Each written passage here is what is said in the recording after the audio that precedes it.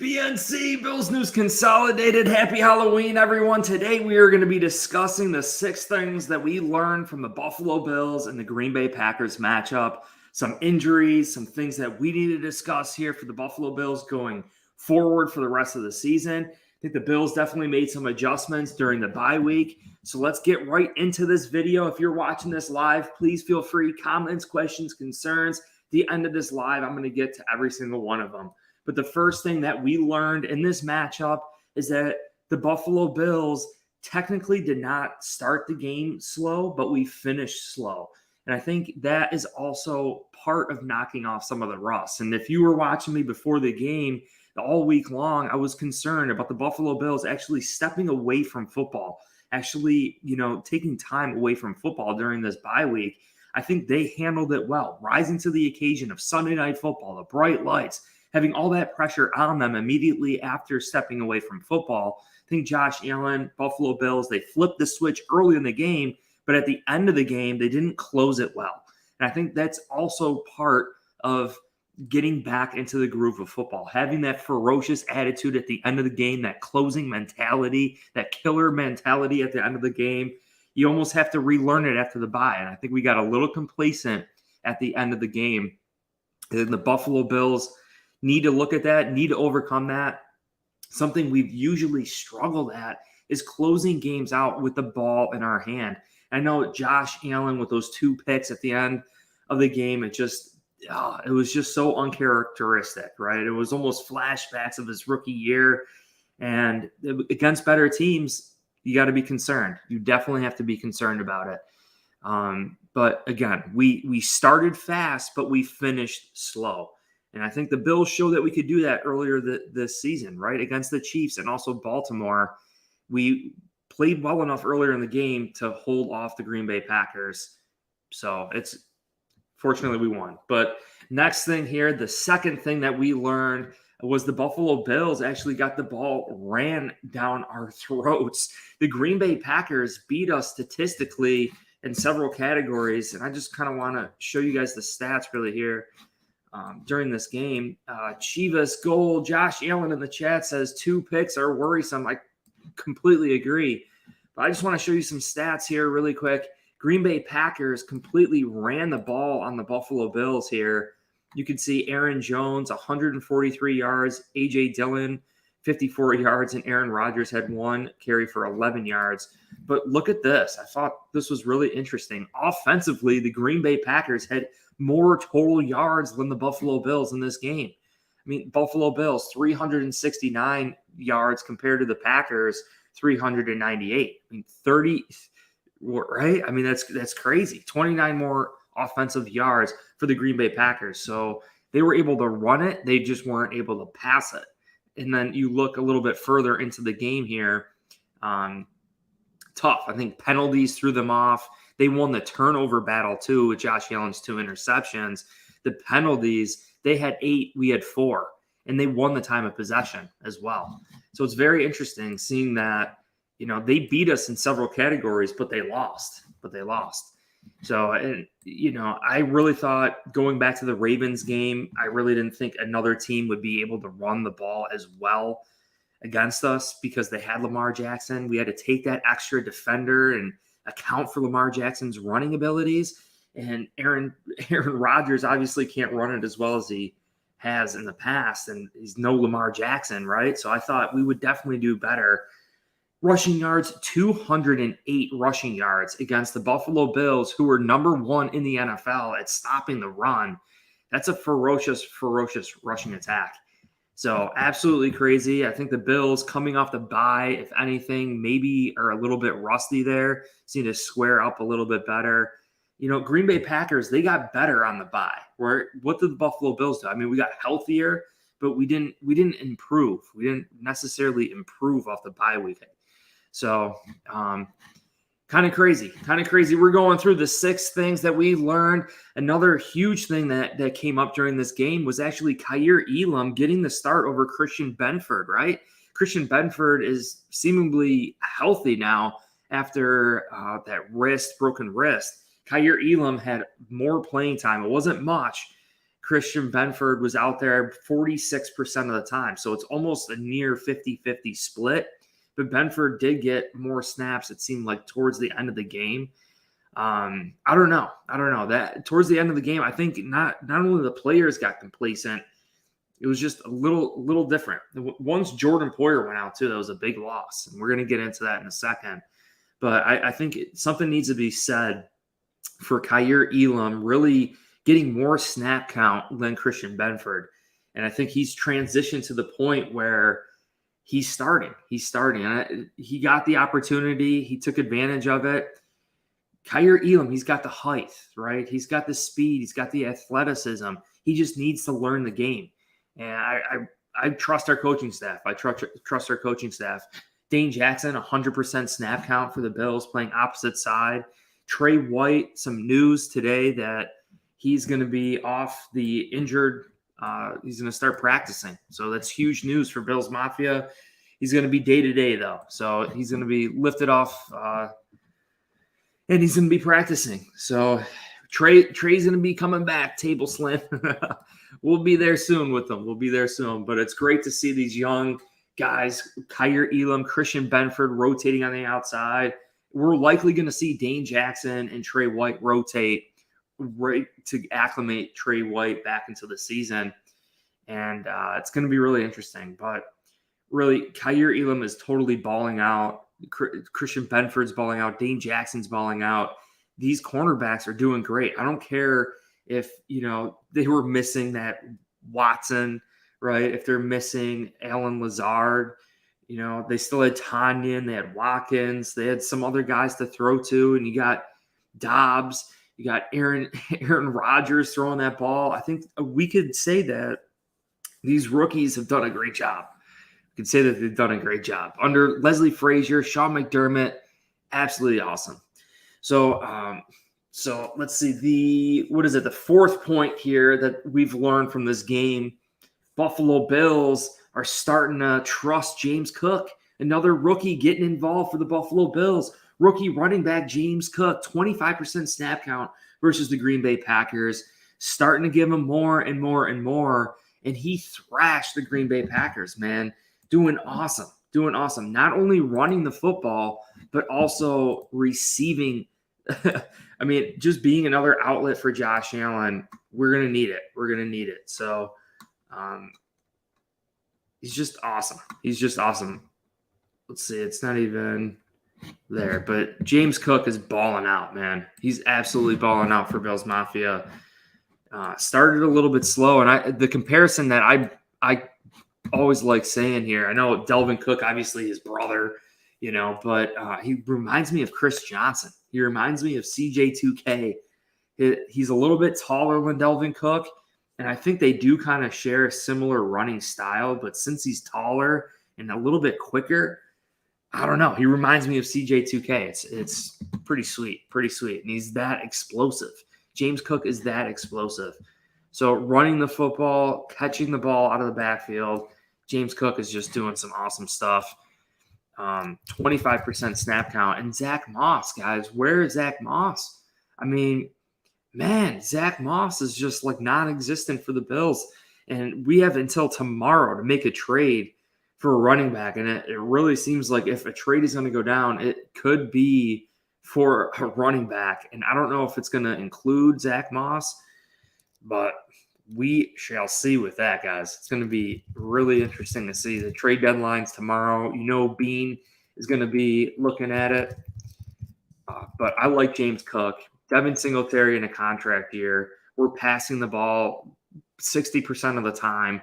We need to have a receiving back, and a back that not only could line up out of the running back position, but could line up at wide receiver. And we saw that huge gain by James Cook. Unreal. It's just unreal. Here are the stats.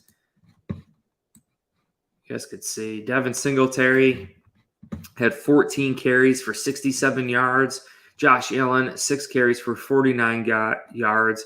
But the guy that we're talking about here, James Cook, 5 carries for 35 yards. His longest rush was 17 yards, right? And then, look, he had that one reception for 41 yards. That's awesome. That's awesome. We're talking about making the most of your opportunities. James Cook had 1 target, 1 reception for 41 yards, right? And 5 carries for 35 yards. That's great. I mean, averaging, what is that, 7 yards a carry? How do you complain about that? How do you complain about that against the Green Bay Packers? Green Bay going into the game was 27th overall in the NFL at run stopping. So it made sense. Made sense that the Bills would definitely try to run the football. So I like that we're starting to give more of a snap count to James Cook as the season progresses, more and more snap count. So these rookies, Kyer Elam getting the start of Christian Benford, right? Interesting. Very interesting. And some more disappointing news here that we learned is Jordan Poyer, man. And we saw it. As soon as Jordan Poyer left that game, did our defense start getting thrashed by Aaron Rodgers, even with the limited weapons that he has? It's scary. Jordan Poyer is just like that sure-handed. He's like that reassurance. He's that reassurance for Christian Benford, Kyer Elam, Dane Jackson, even Damar Hamlin, right? It's like when Jordan Poyer goes out and you got Jaquan Johnson and Damar Hamlin back there, I'm telling you, that's a big loss. Micah Hyde's not there already. So if Jordan Poyer's not a go, injuring his elbow, admitting after the game that he heard a pop, something happened there, and he's going to get an MRI today. News could very well come out tonight. We don't know if Jordan Poyer is going to be a go. And to be honest, going this week, AFC East opponent against the Jets in New Jersey. I mean, it's a big game. It's a big game, but I don't know if Jordan Poyer is going to be a go with that elbow. It's going to be scary. It's going to be scary. But Jaquan Johnson, Damar Hamlin, they got to get on the same page. We heard McDermott speak to the team after the game. Like, there's things that we need to get better at. And I think when you first heard it, when you first heard Coach McDermott address the team in the locker room like that, you thought Josh Allen and those interceptions. But it goes beyond that. The defense not stopping the run. We got to stop the run. Rusty coming off the bye, not stopping the run. We got thrashed. We got thrashed there. We got to figure that out. And also Josh Allen. Gosh, taking care of that football late in the game, making sure that we remember how to close games late in the game, like we did against Baltimore, like we did against the Chiefs. We got to take care of that football. Take care of that football. Josh Allen's still on track being NFL MVP. But interesting, very interesting. Vincent in the chat, all you guys are commenting here. Darlinda says definitely a rusty defense. Couldn't agree more. We're going through the 6 storylines, the 6 things that we learned from the Green Bay Packers and the Buffalo Bills. Yes, the Buffalo Bills came out victorious, but there's some things behind the scenes going on here that we need to digest. Talking about Jordan Poyer's injury and how this is going to affect this great defense of ours. We saw an uptick in the Green Bay Packers offense when Jordan Poyer went out late in the game. Man, absolutely crazy. Table Slam says they got great synergy in the running back room. Yep. Yeah, they do. I know all the guys. They all do. They do have great synergy there between Moss and Singletary, Tywan Jones, even James Cook. So Vincent says the Buffalo Bills need Tre'Davious White more than ever, and he is practicing today. We did mention that. It's going to be a huge, huge thing, right? And I don't know if he's going to play this week against the Jets. Even McDermott said he's day-to-day. We're going to see. We're going to see what goes on there. But any more veteran presence that we can get back there, we need it. We need it. Jaquan Johnson, Damar Hamlin, they get better. Every snap that they get, they're getting better. Don't get me wrong, but they don't have the experience of Jordan Poyer. They don't have the experience of Micah Hyde, the playoff experience too. So we got to hope. We got to definitely hope that he's all right, that Jordan Poyer is all right. And the 6th thing we got to discuss, and then we'll recap everything, getting all the final comments and questions here. But Quessenberry, Spencer Brown. I mean, did we miss Spencer Brown this game, guys? And considering, the fact that our offense did fairly decently actually running the football. So the real question here is, like, I believe Spencer Brown is a better pass blocker than David Quessenberry, right? But Quessenberry is a better run blocker than Spencer Brown. And I think Brown can play both sides. Like he can play left tackle, he can play right tackle. He's that swing tackle for us too. So he's got that value there as well.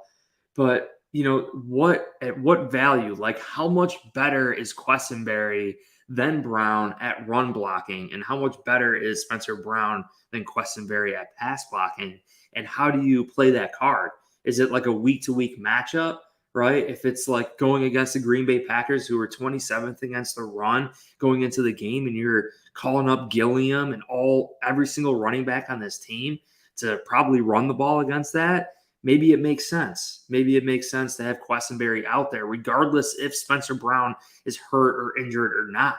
I think he did that good of a job. And you just can't discount the facts. I really haven't I'm going to do a game film study on David Quessenberry, let you guys know. But 14 carries for Devin Singletary, 67 yards. James Cook, 5 carries for 35 yards.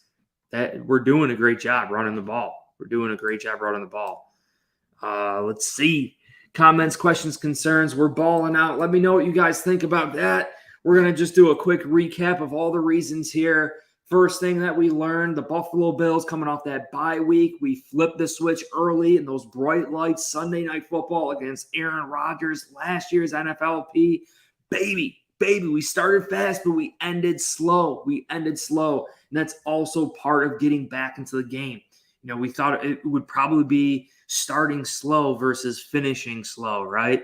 But the Bills, we got to remember, we got to relearn how to finish. And we did it against the Chiefs. We did it against Baltimore. We showed that we're capable of it. But it's that tenacity. It's that ferocious tenacity, that killer mindset at the end of games. And we got a little complacent. Again, and we lost that complete, against the Chiefs. 13 seconds, right? Don't blink. We lost that mentality, that don't blink mentality. I want to know if Miller was saying don't blink on the sidelines, right? Because I'll tell you what, we had our eyes just sitting there. We were blinking a lot. Josh Allen blinked twice. Rare event for Josh Allen. Almost gave the Green Bay Packers almost stole it away, man. You never know, right? Absolutely never know. So, and then also the second thing we discussed tonight was that running the ball, right? Green Bay Packers ran the ball over 200 yards rushing against the Buffalo Bills. Man, maybe that's another signal that we got to square up after the bye week, man. Maybe that's another rust signal, considering that we were number 1 in the NFL before the bye week against the run in run yards per game, giving up over 200 yards.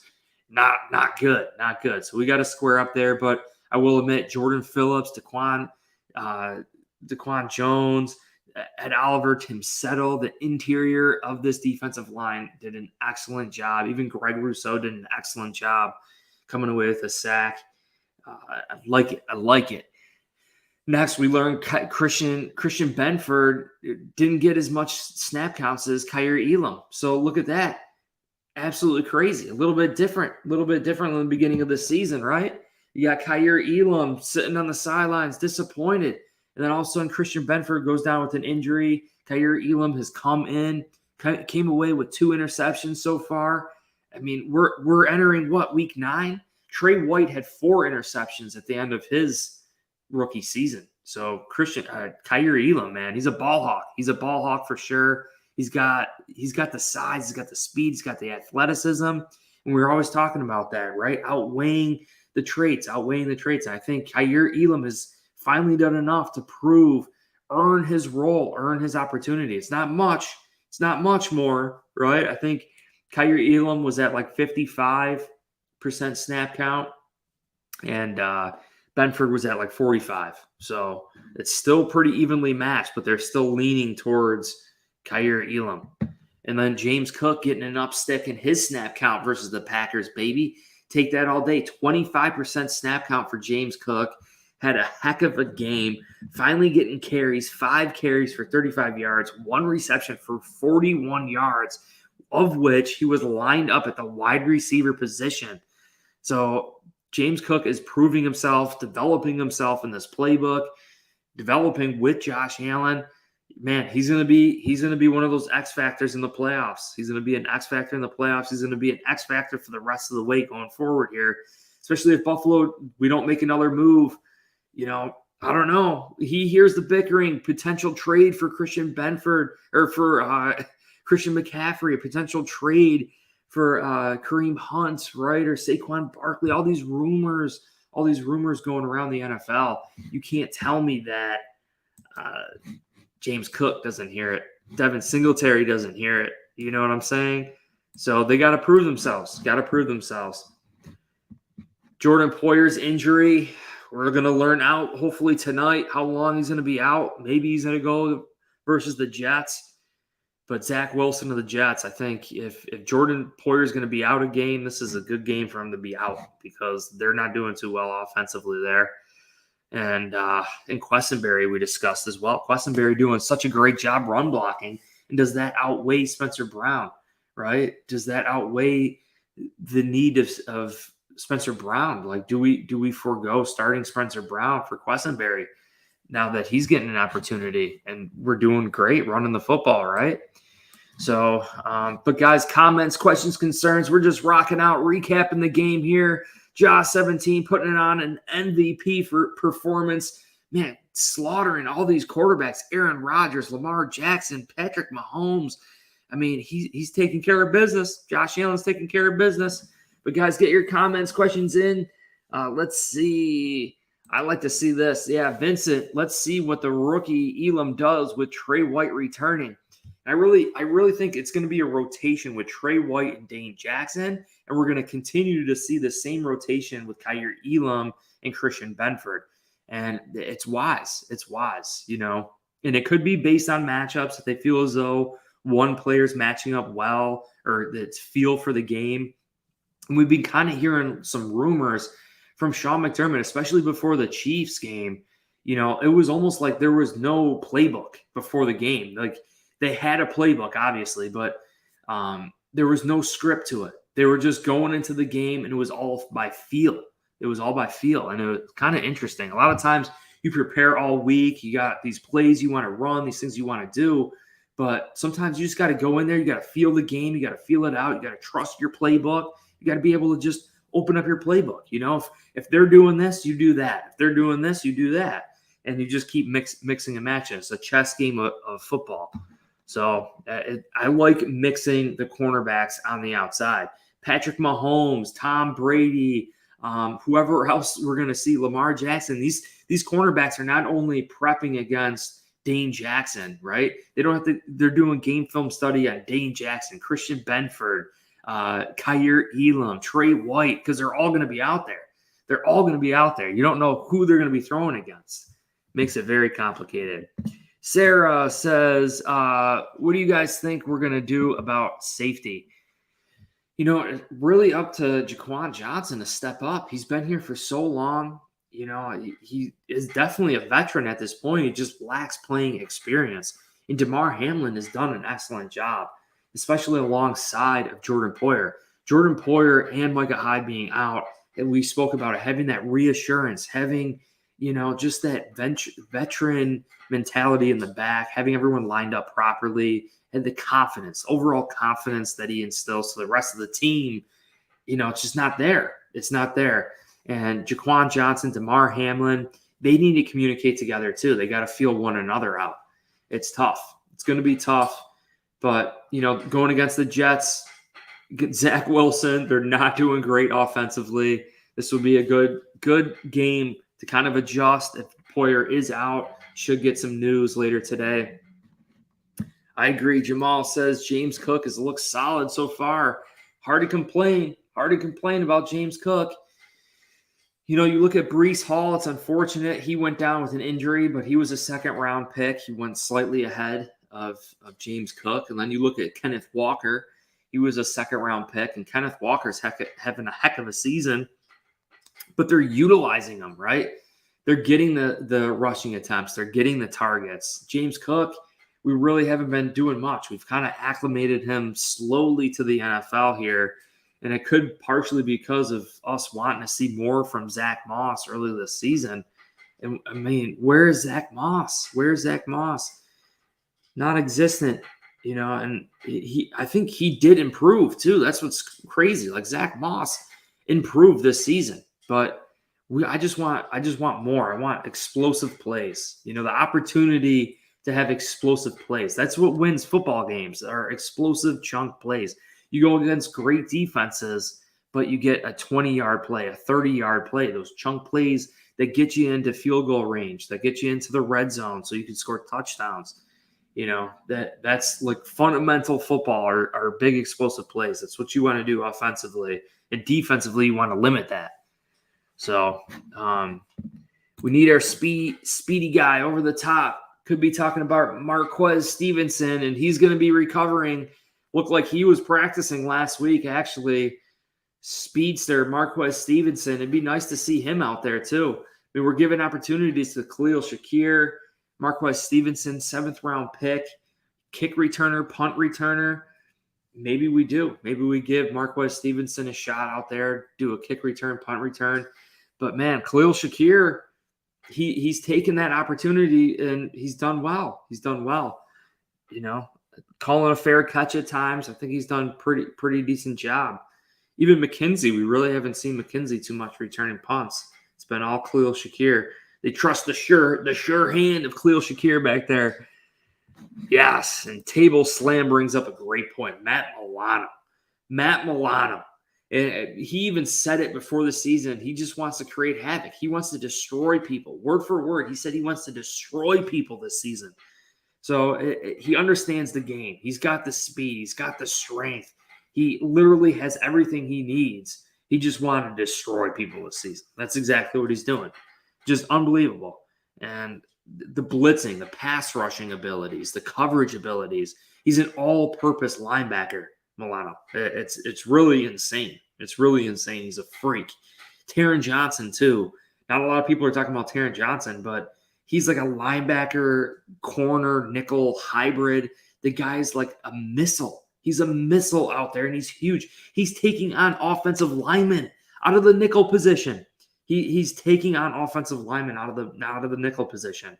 Even Tremaine Edmonds, too. Tremaine Edmonds getting some flack this offseason about his coverage abilities, and he's doing great. He looks a step faster, too.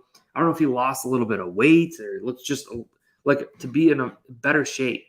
You consider all the things that Edmonds has been tasked with in his early young career. Tough. And I think the game is finally starting to like fully slow down for him, and he can finally just like be a little bit spoiled and play for himself, Edmonds, right? Instead of worrying about making sure everyone's lined up properly and all that, like everyone knows where they're at. You could play your best self, right? Your highest potential.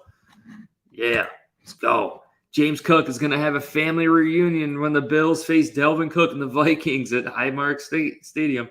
Yeah, dude, that's going to be great. Can't wait. And I think it's going to be a perfect comparison to see their running styles.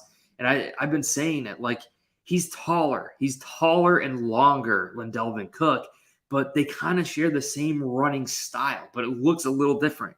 It looks slightly different. And honestly, James Cook reminds me of Chris Johnson. CJ2K, not saying to leave the YouTube video right now, but if you go watch some highlights of CJ2K, Chris Johnson on the Titans, who actually just came out, was saying that he was better than Derrick Henry for the Titans. I don't know. Look at Chris Johnson. Chris Johnson got involved catching the ball too and screens, and I like it. It's a great NFL comparison. I'm surprised I didn't see it before. But he's doing great. He's doing great, and that's going to be an awesome family reunion. Sarah says, McDermott said Milano has an oblique injury, but it's nothing serious. Yeah, that's not good. Not good, but we do have some depth there. We got some depth for the Buffalo Bills. Terrell Bernard, another rookie, was actually doing great this offseason in training camp. And, man, a lot of people were like, getting on Tremaine so hard, but yeah, maybe that goes down, but I doubt it. Milano is going to be good to go against AFC East opponent, New York Jets. We got to get it. We got to get it, Bills Mafia. We balling out. It was a great game against the Packers and Aaron Rodgers. A great time for Josh Allen and the Buffalo Bills to go against the seventh best defense going into that game. Passing defense too. And Josh Allen slang the ball, did great. It's unfortunate. It's unfortunate that we ended slow, with those two interceptions. We didn't close the game out fully. I think Josh Allen just trying to put it on his back, trying to close that game out, and just trying to do too much. But I hope you guys all enjoyed tonight's stream, going over the stats, the facts, doing some live streams here. If you guys want to join in these live streams too, it's through StreamYard. Send me a DM on Instagram. We're on Instagram, TikTok, on Facebook. We're on every single platform. But I just needed to go over these 6 storylines tonight, whether it was Questenberry's benefiting the run blocking game for Buffalo, the concern of starting slow off the bye week, and starting fast off the bye week, but finishing slow. And then the run, was that partially because of the bye, or what's going on there? Kyer Elam getting more snap count than Benford, and James Cook getting involved, Jordan Poyer's injury. So get hyped up, Bills Mafia. New York Jets are coming up here. We're away. We're going to take care of the Jets and Zach Wilson. Zach Wilson's trying to prove himself. He's got 18 games under his belt. Let's go. But their defense is serious. We'll be releasing a video soon. Go Bills. Peace out.